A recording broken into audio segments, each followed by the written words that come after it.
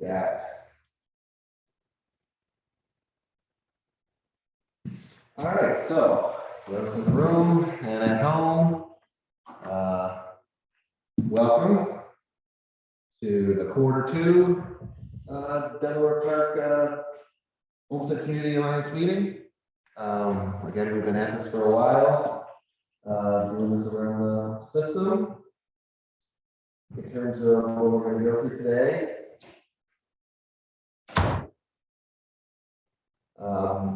so again, as always, I keep really wanting to drill home the real purpose of this and why it's important to tell your friends, and if you can, think of other ways we can be advertising, getting people in the room, sort of what we're trying to accomplish with the Alliance.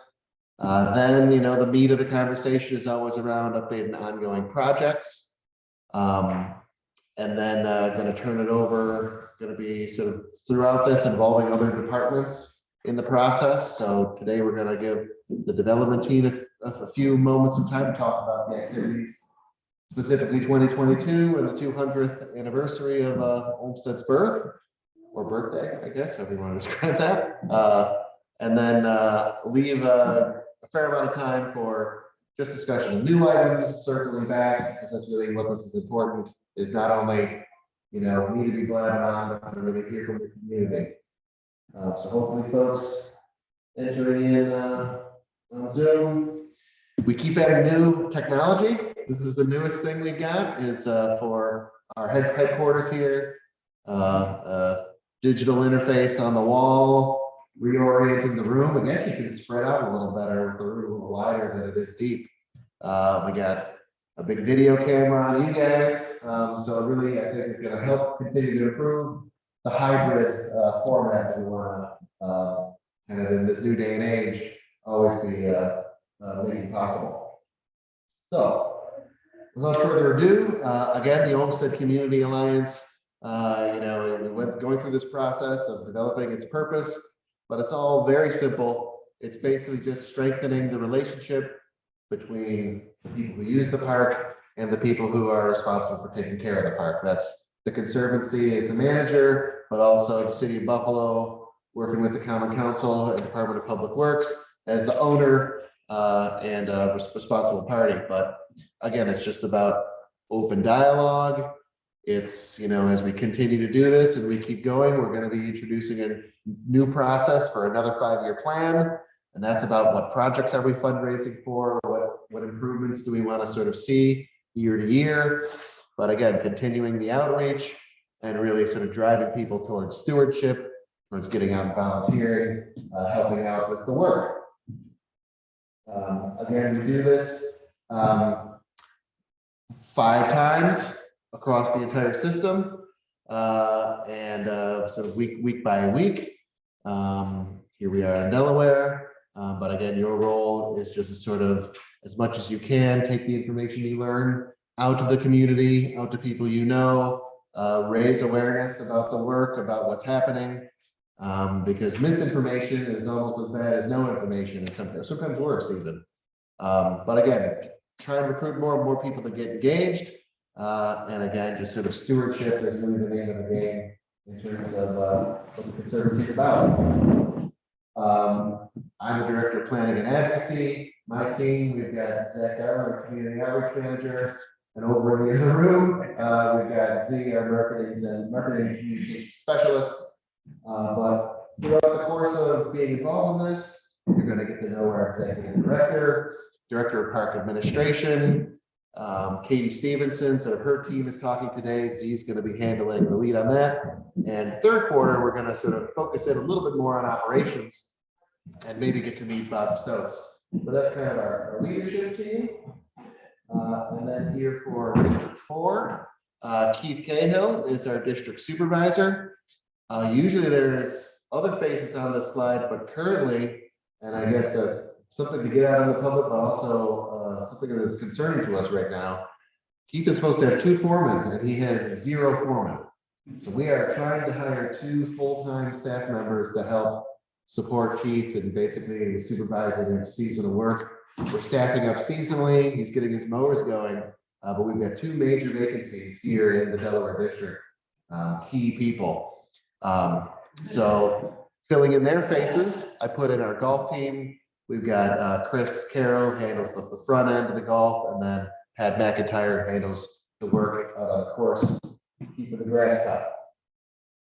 Also, other system-wide folks, we've got our forestry manager, Mike Sawyer, our facilities manager, taking care of all the buildings and all the various aspects of facilities, Charlie Tarr, and then circles and parkways throughout the city.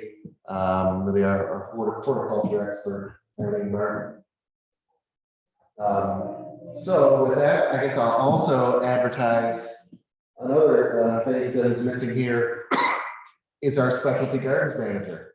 This is the person in charge of the rose garden, the Japanese garden, the cottage garden in MLK, and River Rock Gardens in Riverside. We're also trying to hire that position. So Delaware Park is really understaffed at this point in time in terms of a lot of key folks. So again, we're working towards that. But again, if you know anybody who's looking for work and has got the kind of skills for a supervisor level role, please send them our way. Just interesting times here on the back end of the pandemic. So focusing on projects, you will notice in terms of handouts, to try and streamline the conversation of these meetings, which again are continuing to evolve in terms of how we format them. Projects that are just very much a brief update that I can basically give in 3 bullets, I'm now putting onto a handout. So hopefully people grab not only the agenda, but the one-page handout. So look that over. I'm not going to talk about these projects unless you guys bring them up. So that allows us to kind of, talk a little more about the major items of the day, the things that are really more of a conversation, or we're continuing to want input. But do please, if there's any questions about those, once we start sort of moving into the next part of the meeting, feel free to bring those things up. So, key items for today. So follow up. If you remember last meeting we had, we were preparing to how to launch a survey for discussion of the ring roads. We put that out March 1st. There's a lot of good input on how we did that. That came in this room back in February. It was open all the way through the end of the month. And in terms of a summary of kind of how things went, it was open for 9 weeks. We were, by recommendation in this room, got it translated into Spanish. We had it also not only online, and that was really where we were driving people to do the online survey. We had paper surveys available here, down at City Hall, as well as for South Buffalo and the South Park down at the Tosh Collins Center. We had over 8,000 responses, which was mind-blowing. I mean, it was like, we did the survey for the 5-year plan, capital projects, and we got less than 1,200 responses. So you can tell this was very, very of interest to the people of Buffalo. We're talking with other cities as a part of this process.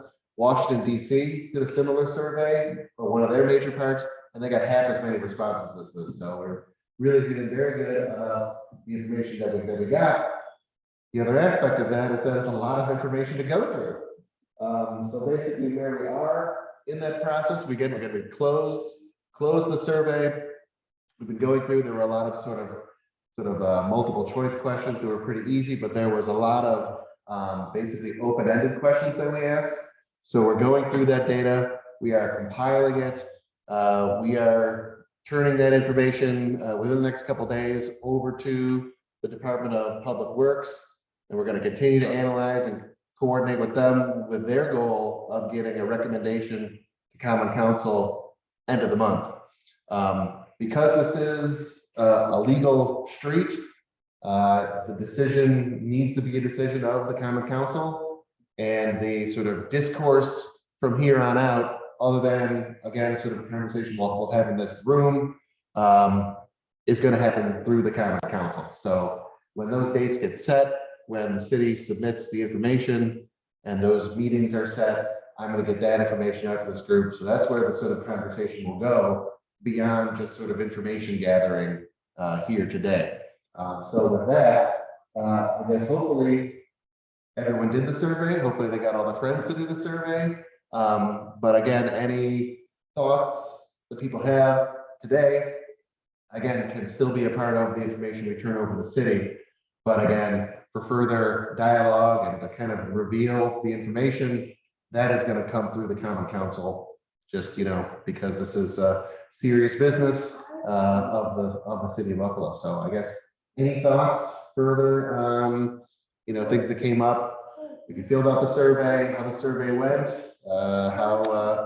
anything that came up since you filled it out? Yeah.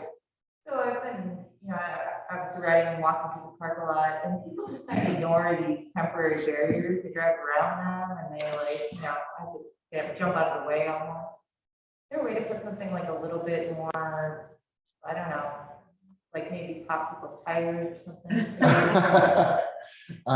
So, the permanent decision will be a permanent solution. Sure. There are some discussions that were ongoing with the city about how long that process will be and whether there's sort of another interim step with something like Jersey barriers, something a little more meaningful in terms of something we would do short term. So I think those two decisions, will happen simultaneously with the city. We've been discussing, and the city has offered that there are Jersey barriers available. And it really kind of depends on what solution we're going with in terms of what we do next. But it has been noticed, certainly as the weather's gotten nice, it's been a big enforcement issue for us. We've had a variety of very sort of challenging altercations with people, trying to just inform them what the rules are, and then not sort of taking kindly to that kind of guidance. But that has been noted, and yes, depending on how it all rolls out, something short term will most likely happen either way. But a permanent solution will be, really well thought out with permanent barriers of whatever form or fashion. That's a good point, though. Any other thoughts with regard to the ring road? Did everybody here take the survey? All right, that's good. All right, well, with that, we have some other big topics to go through. Another sort of major reveal since we last met was Region Central had a community meeting on May 4th where they laid out the 4 scenarios that are under sort of design consideration for the future of Route 198. Hopefully there were over 300 people at that event, either in person or online. So it was a very well attended event. Hopefully you guys were able to pay attention, but if you weren't, or if anyone wasn't, on the website under events, they've got the recordings of the meeting. They've got all the materials up and available. But in terms of our discussion and dialogue, the Conservancy is poring over these. The Conservancy is also part of the Skagit Corridor Coalition. So we think it's always useful to have continuous dialogue on various levels with regard to it. But the main takeaways from that meeting were that the existing road, from a technical standpoint, from all the data of traffic engineers, it is an out-of-date road. From a transportation and mobility perspective, who uses it, how and why. It's not serving the right populations. From a community planning perspective, planning doesn't necessarily start with roads. It starts with community building and meeting the needs of the region. The region's priorities, apparently, again, from the data, their words, not mine, has changed. See if I can put this away. No good place to put this, is there? The titles are less important than the information. So again, many fewer people are using the 198 for regional access. It's really much more local access. It's basically serving as a road, not as a sort of expressway, providing expressway type transportation. The basically whatever we do out here is going to have a significant impact on a quarter of the population. I'm not sure how they figured that out exactly. And then, you know, basically there are alternative ways, and that's sort of why this whole process is going forward. In terms of the process, they've gone through a significant amount of planning. Again, there's been over 20 years of planning history. They've gone through a process of identifying community goals with the public. Those goals being sort of focused on equity in terms of development.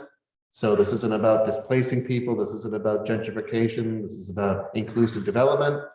It's about focusing on the great assets of the corridor, the parks, the waterways, the places, and it's about effective mobility.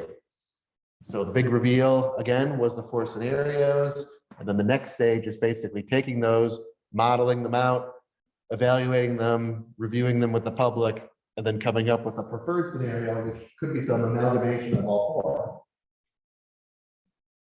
So again, sort of focusing on what they talk about as the lenses. So they basically want you to sort of look at the project through lenses of mobility with the goals of what is the character of that mobility? What are the choices you want in terms of mobility? And then what do you want to access? What's important places to get to? Again, focusing on the parks and everything with regard to our heritage and our identity. These natural assets that you can't move, you know, they are here and we need to work around them and they're important to us. And then again, obviously our park systems and our neighborhoods, and then the whole inclusive development focused on job growth, focusing on getting people to jobs, focusing on getting people living in the communities where they could have jobs, you know, safe, healthy neighborhoods, and really, you know, the idea of the land use that is currently unproductive, meaning it's not, no one's paying taxes on it, it's just sitting fallow, undeveloped. How do we get that productive? So with those views, they created 2 sets of maps. I'm just going to show the sort of quick review of the corridor maps for our discussion, but the basic created maps that show what they're going to do to the 198 corridor. But then again, as this being really more of a planning for Region Central, there's another set of maps that talk about all the roads around them and sort of how they imagine what we do to this road is going to affect what we do on Grant Street, what we do on Amherst Street, what we do on Hurdle, what we do on Forest, you know, so they basically want to plan basically how are we managing mobility through the whole corridor, edge to edge, not just this little thin strip.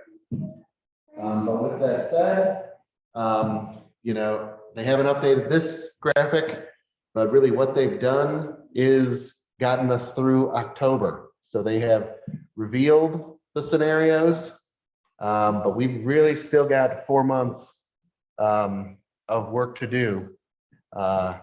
They do want, in terms of timeline, if you have sort of very high level comments about the scenarios that they're going to study, they want those comments in by the 22nd of this month. That's like 4 days from now. So again, if you're getting engaged, give them that sort of high level feedback if you have any. But then again, feedback is still welcome and coordinated over the next coming months.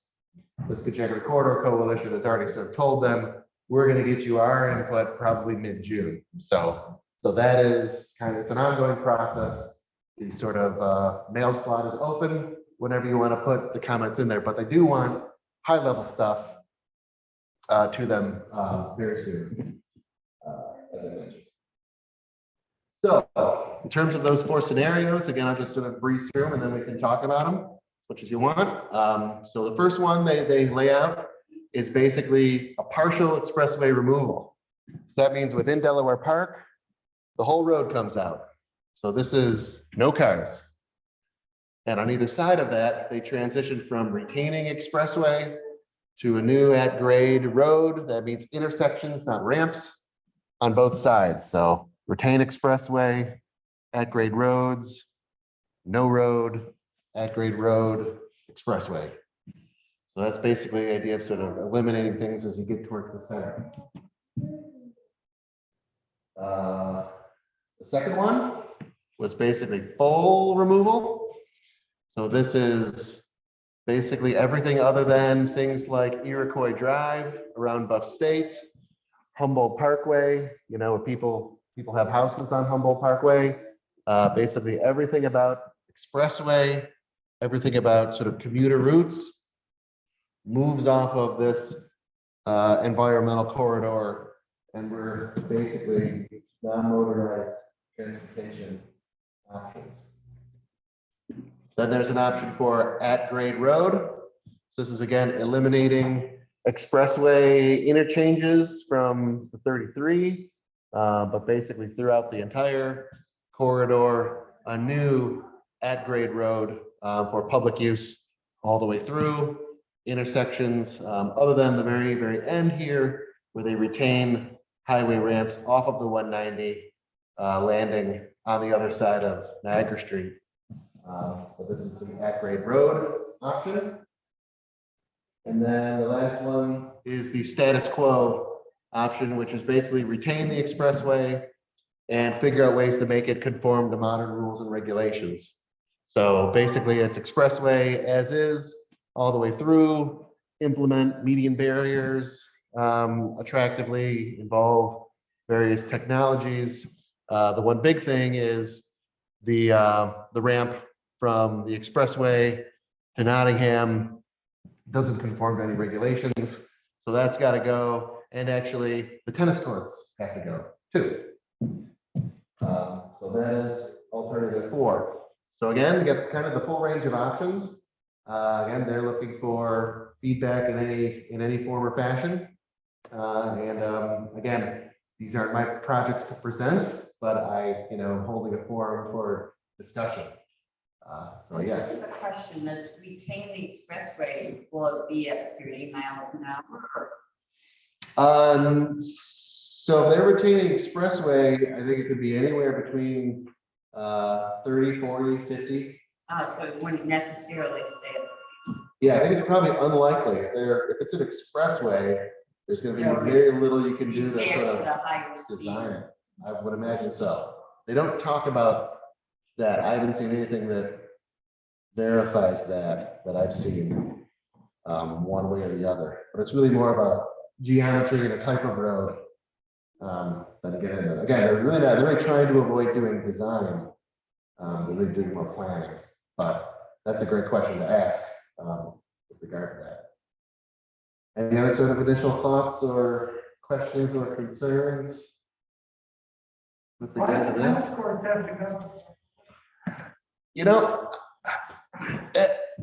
I guess because they have to probably redesign a ramp. I mean, they have to figure out a way.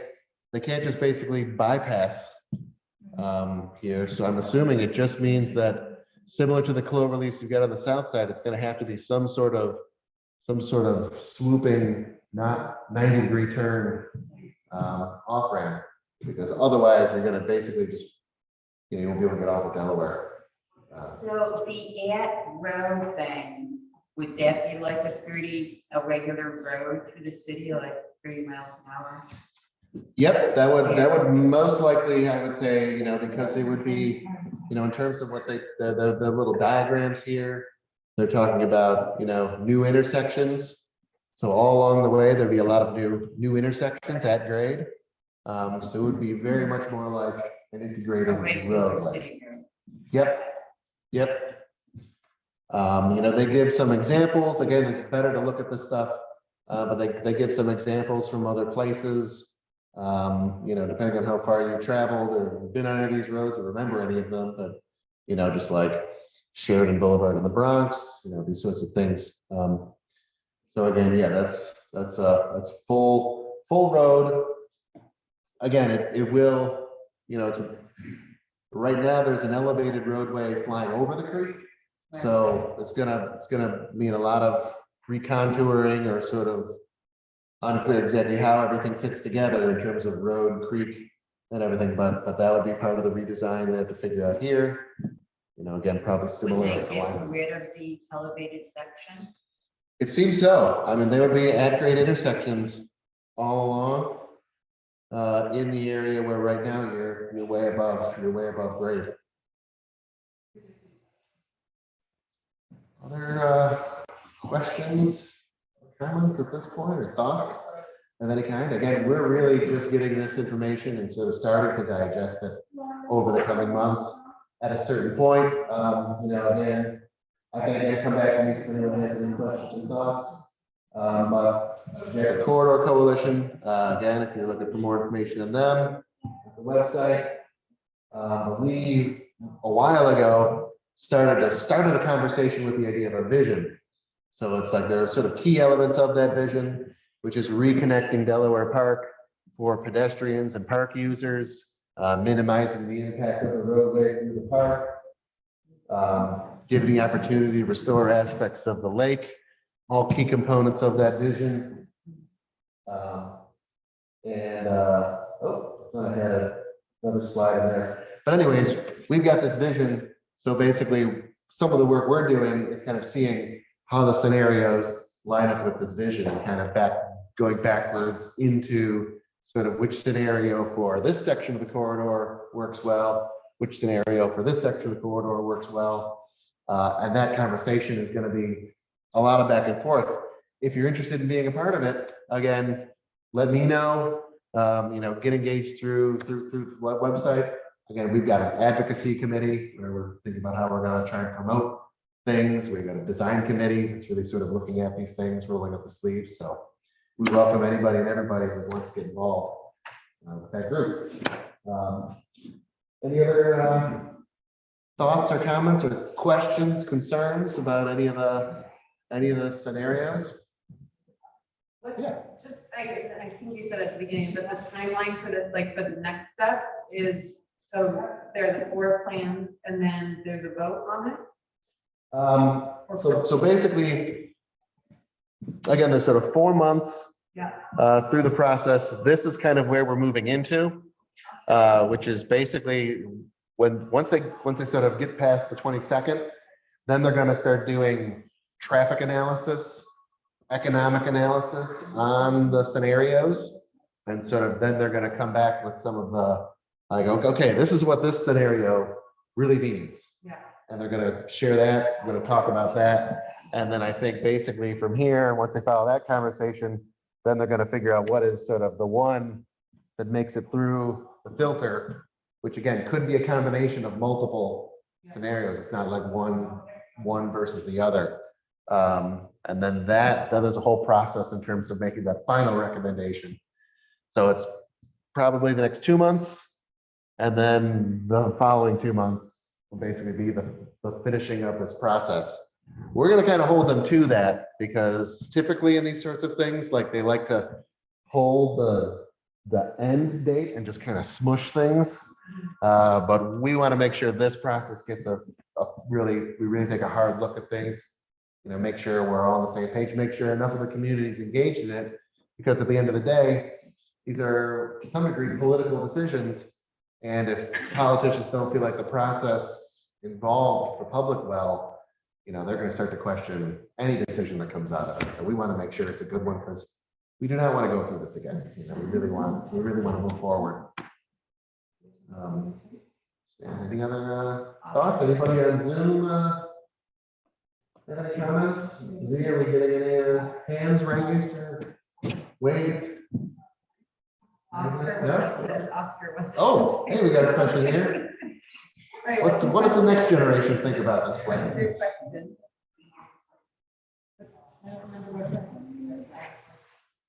Oh, that's Oscar. Just before we came, he wanted me to make sure that everybody knew that you needed to be nice at the playgrounds.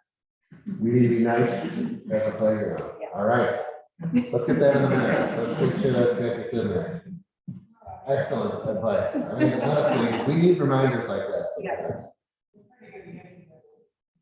All right. Well, again, anything comes up, any questions again, as the process unfolds, I'll be trying to share information. Hopefully we actually moved this meeting because it was in conflict with their meeting. So you guys all got that information.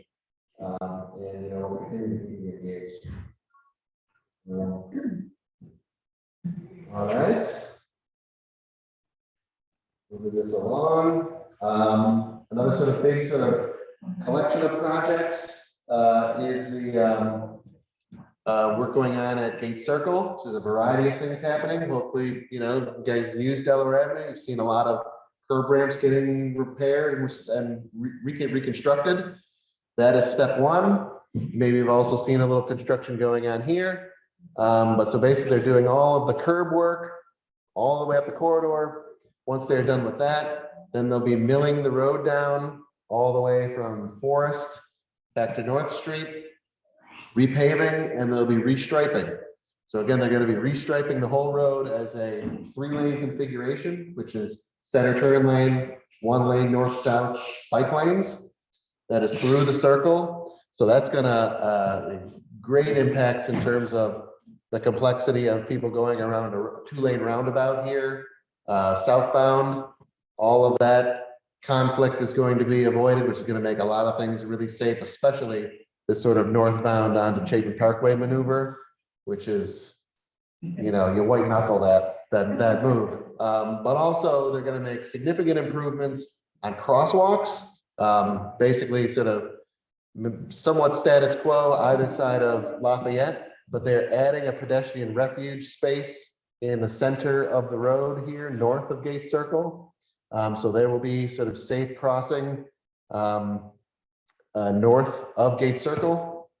And also, as I mentioned, the bike lanes going across. So that's the first thing. That's the paving project. There is also currently the city buffer. This is in the handout? No. City of Buffalo Arts Commission, funded by allocation from our Councilman Farrelletto, is in the process of sending the luminaires in need of restoration to Missouri so they can be restored. So that contract is in place and that is moving forward. They're figuring out how to ship them to Missouri right now, but everything should be moving forward in that regard in terms of fixing that. There are continued conversations with the city of Buffalo. We're wrapping up our cultural landscape report, which kind of gives all the information about how we want to move forward on restoration of the entire central rotary, so make sure it's all historically appropriate. And addition to that, there will likely be at some point in time some public conversation about what we're thinking of as kind of phase 2 of traffic calming, with the goal of restoring access to the center. That is needs a lot of thought. It's good. We got to do careful planning, and I think the goal is that we can find a way to let people safely back into the center of the space within some sort of reconfigured traffic patterns. So again, that conversation is really just getting started. The city has got the money and they're moving forward with the repaving and the restriping. And again, we're sort of at the beginning process of thinking about the next step, which again has no money, but ideas are getting bounced around on that. So fair amount happening at Gate Circle, both imminent and towards the future, but probably there will be some separate public conversation about that down the road. Any thoughts or concerns or recommendations with regard to any of the aspects moving forward at Gates? How long is the timeline on that, The repaving? Yeah. It was the first project out of the box this spring. So I can get an update from Alex in terms of when they think they're going to do the paving. But I would assume I want to say they're probably 75% through all of the curb ramp stuff. Just my watching it go back and forth. I mean, they were careful about near Canisius High School doing one side of the road and then doing the other side. So there was always some place for the high traffic areas for people to walk. But they're moving on to that second phase already. So I would assume that we'll be through that in the coming weeks, and probably by, I would imagine, July at the very latest, they're going to be doing that milling and overlay, and that goes pretty fast once that happens. But I will get an expected completion date for that. So, any other thoughts? I Concerns? have a thought. I have two questions. On the luminaires on the circle, in the process, is there going to be a plan to change those from incandescent or high pressure sodium over to LEDs? And is there any thought being given to lighting the fountain?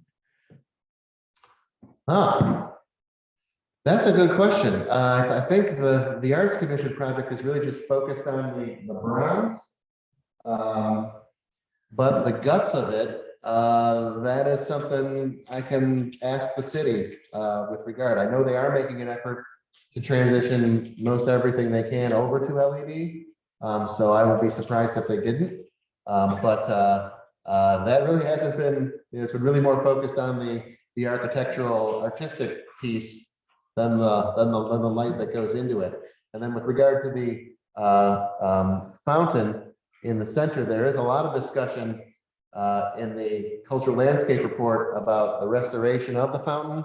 From, you can see in this picture, it was a little more of a sort of light, sort of cascading from the outside in.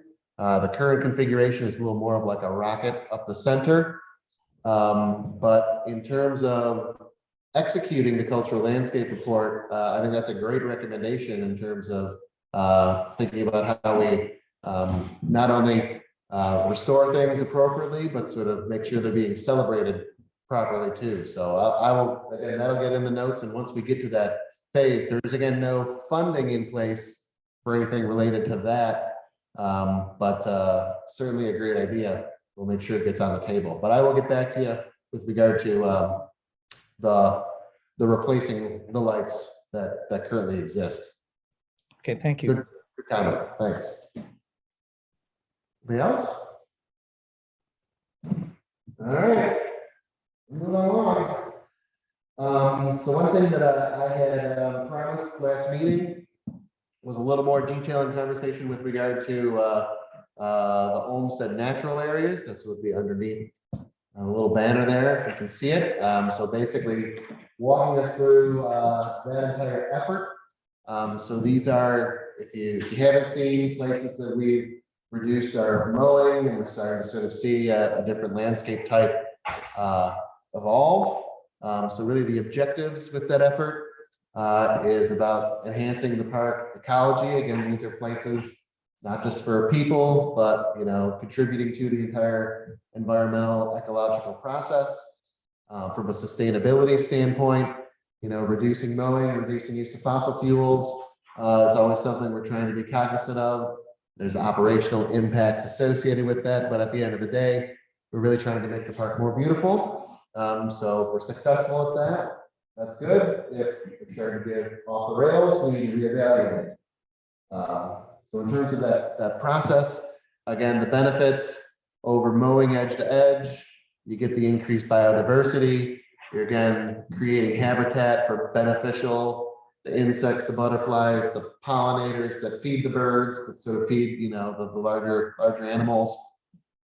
Breaks up the monotony to a degree of the open lawn, again, sort of restoring some of Olmsted's landscape characteristics, again, reducing emissions, and again, a great educational opportunity with the surrounding schools, for, field trips, just to come in and sort of experience, do lab work, but also, again, sort of the larger story to tell is a great opportunity for kids or adults, honestly. But again, in terms of the mechanics of them, we've got two different types. So there are things that we're calling pollinator meadows. So those are all herbaceous areas of lawn that we're letting grow up, and those would get mowed down edge to edge at the end of the year or the very beginning of the year. And then there are areas where historically there were more woodlands within the parks than there are currently. So landscapes that are transitioning from lawn to perhaps shrubs, additional trees, those would be sort of in that process, but those would get selectively mowed down, leaving the things that we want to keep, the trees, the shrubs that we want long-term left behind. So those are kind of the two types, but the really important stuff and again, it gets serious when the pictures go away, is the maintenance standards and procedures. So again, we're working with the city on this effort, and just talking with the Deputy Commissioner of Parks. They are actually doing this in some of their parks as well. I just said that they're going to be launching this in some of their parks this year. But again, we're doing an annual review of this effort to make sure we are doing everything that we're going to say, we're doing it well, and we're getting the desired goals. And also we're sort of analyzing them and any changes, the shape or size. Is this too big of an area? Is this, we need to like divide this in half, create a pathway through the middle, look at the maintenance plan, the plant types, et cetera, et cetera. But in terms of annual daily work, you know, trash and litter, these things collect trash because they sort of get caught up in the longer grass. So daily patrol for trash, every season, spring through fall, eradication of invasive plant material, things that we do not want under any circumstances at any time. Got to be monitoring that all 3 seasons to remove that. And then even our desirable stuff, even the good stuff, if it's getting too dense, if it's getting too high, we again will manage that as well. Again, thinking about that and any introductions of plant materials spring and fall. So again, we're once a year, either again fall or spring, maintaining our fences, making sure those aren't getting worn out, damaged, etc. Monitoring for cut through traffic, any redesign or redirection we need to do. And then, you know, the other key to this is getting the informational signage, which we're working on and continually evolving in terms of information we want on the signs, information we want accessible on the website, and making sure that that's out there. And it's also looking good. So it's a lot of steps. There's a lot of bullets, you know, and a lot of oversight of this to make sure it's achieving the goals that we're looking for. You know, which, you know, the most important thing is making sure the parks are beautiful and, you know, safe, wonderful places to be. And we're not introducing eyesores or unmanageable things. So I wanted to share that, and we can talk about it. And specifically within Delaware Park, one exciting thing we did this spring was in the 5-year plan was the idea of introducing a natural area along the edge of the park along Nottingham. And on Earth Day, working with Delaware North, who was a sponsor of the project, we planted nearly 200 saplings throughout the entire edge. A great big project in that. So basically started the introduction on Earth Day with a big project with our partners at Delaware North. So with that, any questions or comments on the initiative, the effort? Yes. Are you interested in doing more of the park? Doing more of the park in that model? Yeah. Yes, yeah, we are. We're careful to introduce it slowly, but we are continuing to look. I know out on the golf course manager Pat, he's been talking about a couple areas that you know really do not get golf balls into them, so he can introduce a little bit out there. So I think he's going to work on that this year. But yeah, any other thoughts that you have? But we are, again, careful not to bite off more than we can chew, but we are sort of continuing to sort of expand the program. Well, I think it's a great idea. I mean, we started participating in No Mow May this year. Not mowing or No Mow May, where you don't mow your lawn in the month of May. Oh, Because it increases pollinators and the birds, the seeds and stuff until they can get better food later in the season. And the things I've been reading about it are just, you know, I mean, all this grass is so wasteful. yeah, So it's really a much greener solution. yeah. I should let our operations team know. What do you think? No more, man? That work? I think they'd be something. No golf, no mow. Yeah, clearly we're in May and people are like losing their minds at how fast grass is growing this month. But I'd be worried about what June would look like if we didn't mow. Hey, that would be like hay. It would be hay field in June. That's good. But yeah, that is kind of the goal that, where we can, where these aren't active lawn areas, where it's not recreation fields, there's other ways to think about how we're maintaining every inch of this place. All right. Other sort of follow-up conversations from last meeting. So we had a long conversation about pickleball. And since then, we took that information and we went through sort of our internal process, which is the long-range planning committee, reviewed this as sort of a change in potential recreation resources. Went through that process, went up to our board, got the okay to explore this further. So now it moves down to our design review committee, and I've reached out to John, if you remember him, kind of the main advocate, and sort of said, we are looking to have a further conversation with you at design review committee about how we might implement this, sort of recognizing there's a lot of steps, there's a lot of capital investment, there's a lot of management investment, a lot of conversation about where, how much, etc. So that conversation is basically on the timeline that the main advocates can pull a presentation together and bring it to design review. And then we'll, talk about the next steps as they go along. I want to sort of loop back around on that. Yes. When you said you talked to John Brown? Yeah. Oh, okay. Yep. He's been my main point of contact. I don't know if there's other people, but I'm assuming he's sort of coordinating that conversation. And this design committee, they're going to consider the different options in terms of resurfacing current tennis Yeah. So basically, courts, or is there a possibility of placing it someplace different than what's currently there? so that's all the work of the design review committee. So it's to some degree, we're putting things a little bit back out of John to make a recommendation. And then, the evaluation sort of happens there. We do this with all of our capital projects sort of go through design review committee.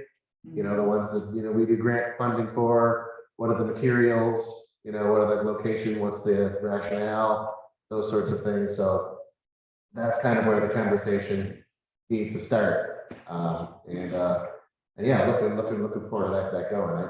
I sent it to him and I didn't hear anything back, and I kind of assumed I would have heard a very How long excited ago did response. you send it to him? This is probably 2 weeks at least. I don't know if you speak to him ever, Yeah, I do. Okay. Yeah. He hasn't said anything. yeah.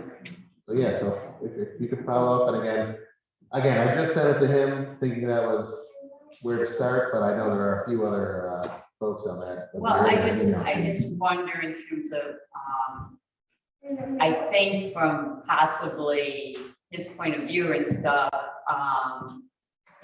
we're not totally sure on what the options are that would be acceptable, what we should possibly consider, So I gave him a document that kind of outlines the stuff that we'd like to talk about at the beginning and the process. You know what? It's probably worthwhile as we continue to sort of dive into the details of the Conservancy to sort of talk about these procedures and sort of the function of some of these committees. I'm sort of speaking vaguely about this stuff now, but yeah, I mean, we basically, it's an iterative design process. You don't have to have all the answers or know what the right solution is at the start.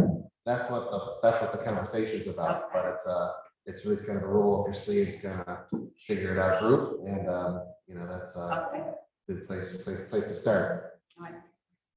So again, so looking forward to that as it comes along. We're going to bring that info back to the group. So with that, There's an up and comer, you might keep mindful of that woman's flag as well. Might start to see outstanding hole, but it seems to be pretty popular now. women's flag football. Yeah. That's And, a new one to me. it is, Yeah. it's really popular in the local high schools, and they start spreading.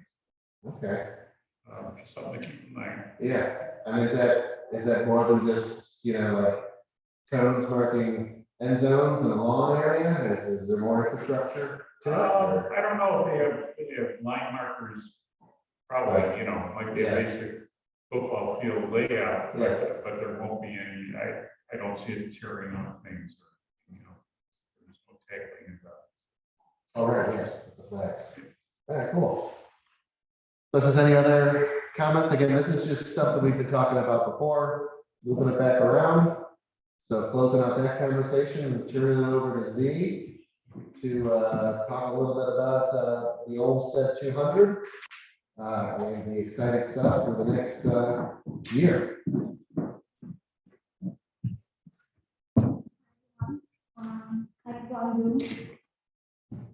So this year in 2022, we're celebrating Federal Olmsted's 200th birthday. It's a national bicentennial celebration in partnership with the National Association for Olmsted Parks, as well as conservancies and Olmsted organizations throughout the country, and some in other countries as well. So in Buffalo, we were really excited to celebrate Olmsted's birthday itself back in April, and in partnership with Resurgence, they released the Olmsted Ale, which is still available for everyone to try and purchase in support of the Conservancy. So you can go to Resurgence to try it out, or let us know and we can help you get some.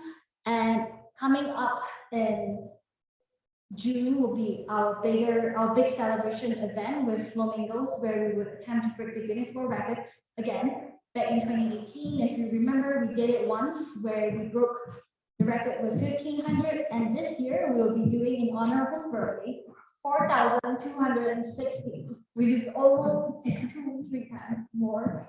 So we really need community support, and we're really excited. We're going to break it because we're Buffalo.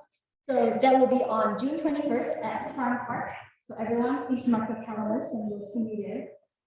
As well, and so for that, you are able to pre-adopt the flamingos right now, and we'll send you a little certificate in the mail that you can give to your family, your friends, and then on that day itself, you can come and pick up your flamingos and put them in your lawn.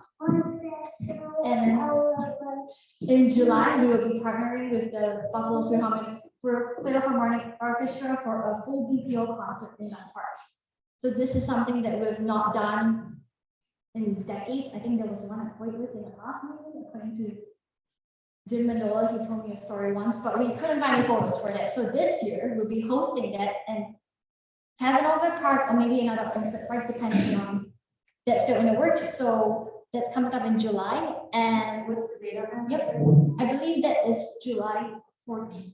Sorry, July 15th. Yes, thank you. Friday. Yep, July 15th. And then in September, we'll be having our Olmsted Gala in the Delaware district, which is this district. So more information to come, and if you would like to more, so don't worry, we'll definitely send it out to the OCA email list as well as our entire email list. So one thing that's happening immediately, which is actually tomorrow, is our spring and summer luncheon at Finance Music Hall. So it's the fundraiser that we have annually to kick off the park season. And this year, in light of the recent unfortunate and tragedy that happened on Saturday, we will be benefiting 3 Black-led organizations in the city, Feed Buffalo, Open Buffalo, as well as Juneteenth. Yes, these 3 Black-led organizations will be donating all contributions made tomorrow to those 3 organizations. So if you're inspired to join us in this effort, please consider donating tomorrow. And I'm sure we are hoping that this will at least help in some way on the efforts as they move forward. So that's it for now. And if you have any questions, please do not hesitate to reach out. Thank you. Zoom people. Next seat. Another big thing, turning over the floor to Zach as part of this exciting year. We're looking to step up our sort of volunteer engagement with our volunteer days and planning one out for the Delaware district. So the floor is for Zach. So we've been very fortunate every year to host a lot of volunteer events and have a lot of volunteers that come to the parks to help out. With that being said, the majority of these volunteers that we bring in are usually business organizations based. And we really want to kind of make a change this year to have more community-based volunteer events. So that's exactly what we're planning to do on June 14th, at 3 p.m. We're going to be out there, rain or shine, no matter what. We've been trying to figure out ways to kind of do this to try to engage people. We've been asking what days we could do, what times we could do. We figured, you know what, we'll just set a date and whoever can come out can come out. I'll be sending out emails, reminders to remind people about this date specifically. Please, if you have time, you don't have to stay for hours. If you come for a half hour, come for 20 minutes, whatever. Anything would be a great help to us to help beautify this triangle. It's going to be right before the corporate challenge event that happens that following Thursday. So it would just be a great push to not only make the area look good for that, but of course for the neighbors and community in general. Again, I'm sending out reminders. If you can make it, that would be great. And if you come for a little bit to help plant, great. If you come help turn the soil over to make it look better. If you want to, if you have an anger that day to take out, you want to turn that soil over and really push you back into it, great. Whatever, we'd love to have you out there. Yes, this is gonna be one of those great volunteer projects. I mean, well, they're all great, but sometimes it's raking leaves, sometimes it's like cleaning out gutters, sometimes it's trash pickup. I mean, this is gonna be planting. I mean, there's gonna be annuals to plant. We're gonna be getting shrubs. We've got some funding from our council member, Councilman Farrelletto, to spruce this up. So we're gonna be buying some more substantial plant material. There's gonna be mulch, there's gonna be compost. It's gonna be one of those things that, like, you know, you really feel like you've done something at the end of it. So hopefully folks can make it out. Yeah. If there's a graphic you could make about that, that would be great. I'm a business owner in the neighborhood and a resident. And it's easy for me to share that stuff. And I have a lot of followers on my social media who live in the neighborhood. So if there's something, I will share that. And that hits a lot of people. Oh, yeah, definitely. Get a little flyer and Yeah, it's like a, you know, Canva or whatever, Yep. whatever you need. all right, great, thank you. Yeah. So again, you know, this is a lot about, you know, discussion and new topics. One of the new topics to introduce is in terms of just a quick update. This building is going to be run by the concessionaire of Resurgence Brewing out of the cafe facility. So they're hoping to get up and running, I think, mid-June. And in terms of the function, it's going to be similar to like the Caz Golf Clubhouse, where you've got your golf starter and the concessionaire sort of operating out of the same space, and they're kind of running the concessionaire role for this building and the surrounding landscape. So again, it's going to be very exciting to sort of have some sort of established concessionaire in this building on a daily basis. So when they get their schedule out, you know, we'll share that information, but this is going to be it's going to be fun to have. Did I miss anything? Yeah, all right. Great. Yes, sir. I don't know what this is. My dad, my grandpa, with mommy plays golf too. Did you translate for me? His grandpa plays golf too. All right, that's great. That's great. Yeah. Well, tell grandpa, you know, if he gets thirsty, you guys have something for him. I have a question about this. Yes. I'm very excited about this. Is it gonna be open like every day on weekends or, you know? Sorry, I didn't mean to cough, I just knew I would speak. I'm getting over sickness, I'm not sick. Yeah. Their operating hours are gonna start Thursday to Sunday, Thursday and Friday evenings till around 9, Saturday and Sundays noon till 9. So that is right now a tentative hour. Yeah. And I saw that they have a year lease with 5-year possibility to expand. Is that when they say, but it also is published as a summer beer garden, so is that 1 year, 1 summer, or year round? So this is a trial season. Got it. Okay. So they'll be operating this season and then we'll all come together probably at one of these meetings to evaluate what worked and what hasn't. Okay. And then they'll resign. Yeah, I would assume they like making money, so if it's wildly successful. Yeah. You know, hours will expand and, things like that. So yeah, so I think it's like, we're curious to see how it all gets going and how popular it really is. Because this is a tricky building in terms of its location, setback off the ring road, turning its back on the street. We've had a few other things in here that have struggled. So, we're excited that, this one might be the one that really takes off. But with that, again, we're back to Mr. Thicker, in terms of, the issues of the day. I think we've given ourselves a fair amount of time. Again, anything in the brief updates that you want to touch back on? Again, I can go back to any of the previous slides of the major topics. But as we sort of move into the summer season, any concerns people have, that we can, again, over the next couple of months, get information together, bring more information to you, or, talk through here and now. Yes. I have a question about the playground. Mhm. Obviously, vested interest. Is there any plan to do any kind of updates to this playground here or the one over on the other side of the zoo? On Colvin, yeah. Yeah, They are both in our 5-year plan Okay. to get redone. It's just a Yeah. matter of lining up the funding source to make it happen. But yeah, those are both identified as priorities for this park. So we're continuing to look. We've had some success fundraising for playground in MLK Park, and yeah. now one in Cass Park. So we're hoping. The MLB park is awesome, by the way. So Great. Well done on that one. Great, yeah, and look forward to the one in Cass. If you ever travel down to South Buffalo, it's gonna be just as good, hopefully better. But yeah, those are high priorities for us. It's just a matter of finding that funding source. Anything new out there? Oh, yeah. Sarah Sutherland, I might have asked if there was already parkside left having what happened to the restaurants. Previous cafes? Yeah. Yeah, so Amy from the Lunchbox actually got her start. She was already at Trinity, but she sort of started to grow her business here for a couple of years. And then, I think it was just slow traffic. She kind of got her business model. And then we did have Empty Cup from over in Hamlin Park neighborhood give it a go here. And just, the financials weren't working for them. I don't know if there's any more to it than that, but I think it's just a challenging spot.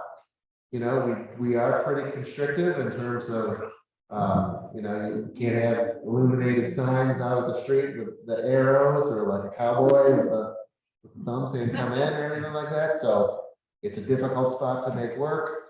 Parking is a challenge. There's various aspects, but once you get here, it's such a great space. I think, we're hopeful someone can make it work. Hopefully that given the nice place there. Anything else? Anybody else? I have something.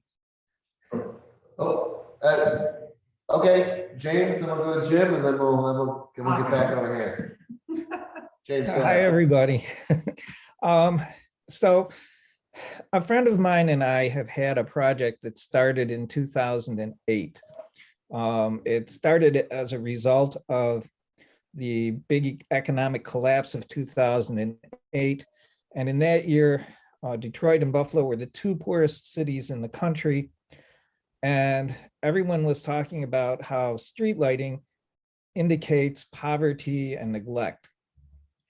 So we did some investigations and we decided we would get every street light turned on in the city of Buffalo. And we've been working at it ever since 2008. And we've had almost probably close to 15,000 lights turned back on in the city of Buffalo since that time.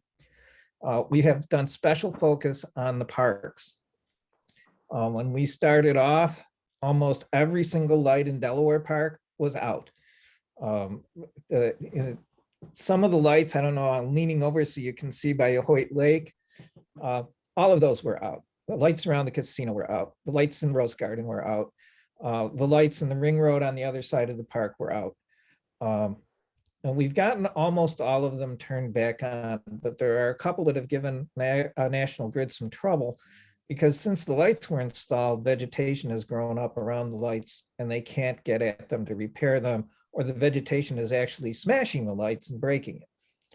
And we were wondering if there was somebody we could show or talk to and ask, what the intent was and what can be done about some of the overgrowth, whether or not you really want lights in some of these places, or whether or not it's just accidental, nobody's trimmed the overgrowth. We don't know.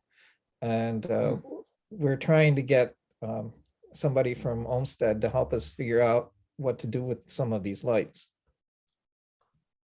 Yeah, well, certainly. So any trees within any of the parks themselves, that is the work of our forestry team, our tree care supervisor, Mike Sawyer, whose face was on the screen a little bit ago.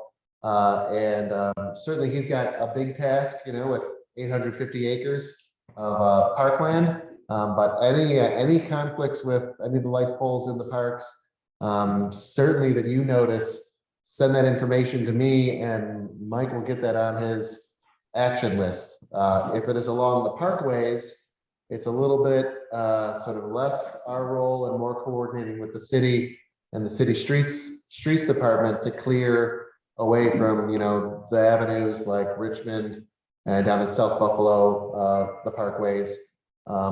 But we do have a good relationship and we can coordinate. Also, I'm sure you've heard this and aware of this, the 311 system.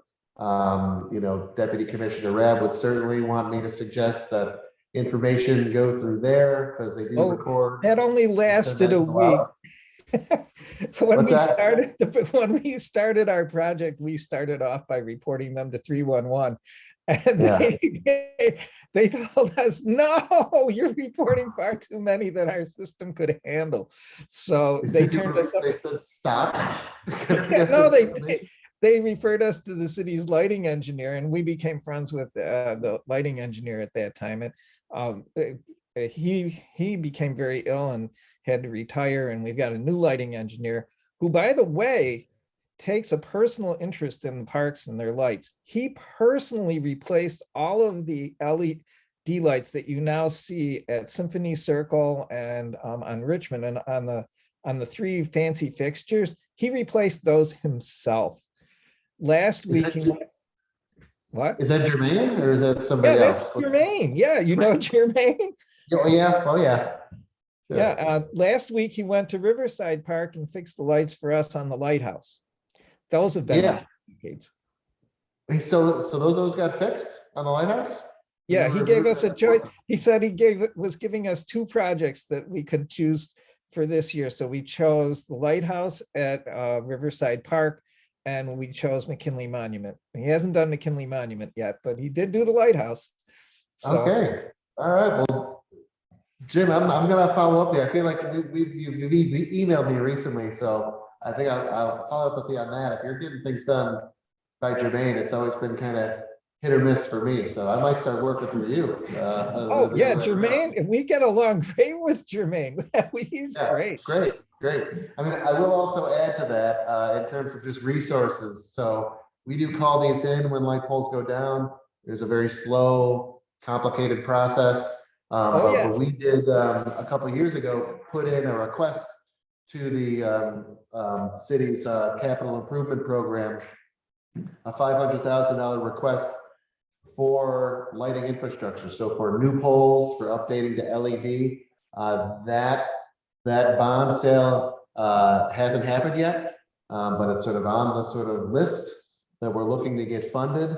But that would again be sort of like a citywide sweep to take out some of the more beat up poles, do some LED conversion. So I think we're hopeful that gets moving. But we did, after the 5-year plan came out, identify lighting as a serious safety issue. It was to replace the ones that are missing too. Replace the ones that are missing. Yeah. Yes.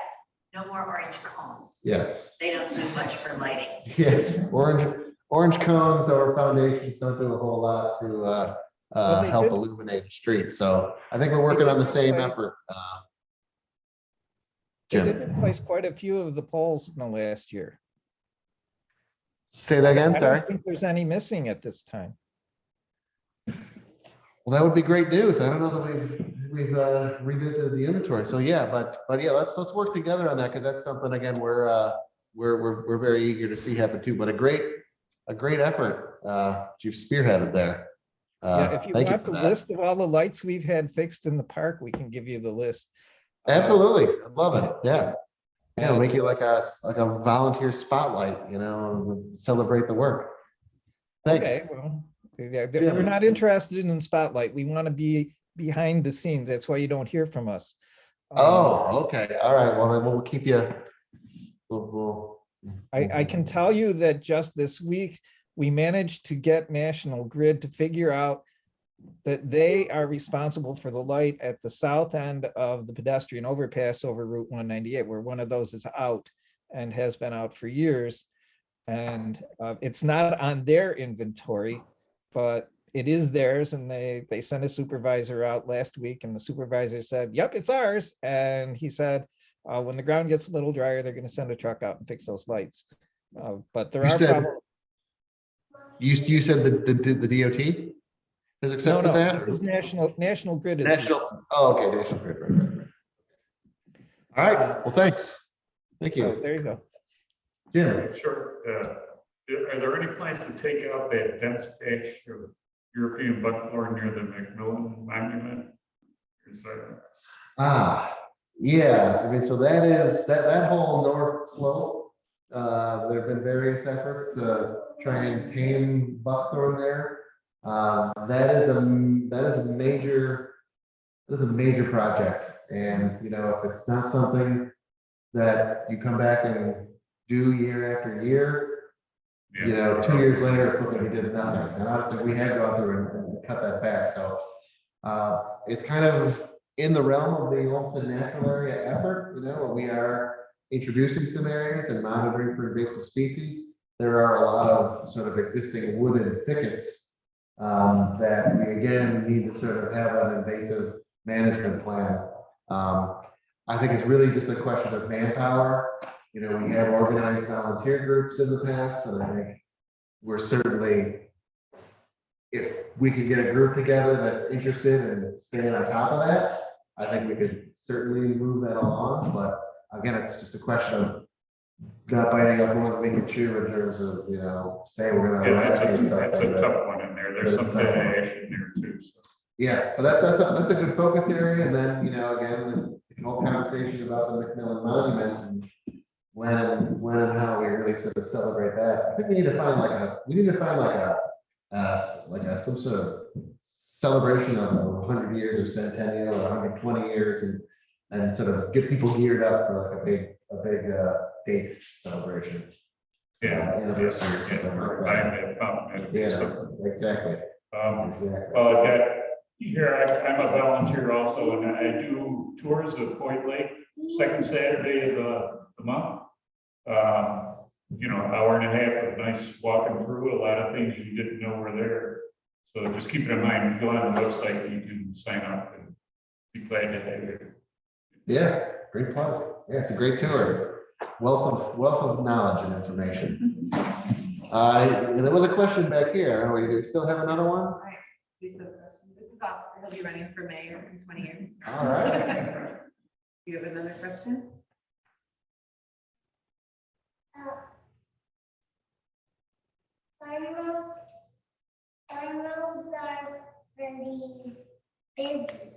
Some roads are pretty busy. So, yeah, that's for sure. That's for sure. He's Yeah. dropping on our speed hump conversation the other night. We just had. Oh, all right. Zoom, were you on that? Yeah. All right, well, yeah, so any other issues of the day? I think we're getting close, 10 minutes left. Again, anything pops up, just raise your hand, but again, we're going to continue to try and expand our reach. So again, if there's organizations or clubs or, places we should be advertising, again, making connections, and again, sort of media outlets locally, connecting to the schools, you know, everyone on this list, we sort of give a shout to ahead of every meeting, but we're not necessarily sure we've got the right contact, so if you've got a contact, you know, please just send all that information our way. Again, we're always trying to think about who needs to be at these meetings, where are we advertising? How do we want to do sort of more direct outreach? Reach all of our communities. And then again, just sort of feedback on how is Zoom working for you? You know, quarterly meetings is sort of responds. There's always something going on each season, so we feel that there's some logic to that. But again, it's, you know, honestly, it seems like I wrap up one set of meetings and I'm starting planning for another set of meetings. So it is a lot of work, but we think it's worth it. But again, things on the agenda. Any feedback you have, any thoughts you have, get those to Zach, ZACH at buffaloparks.org.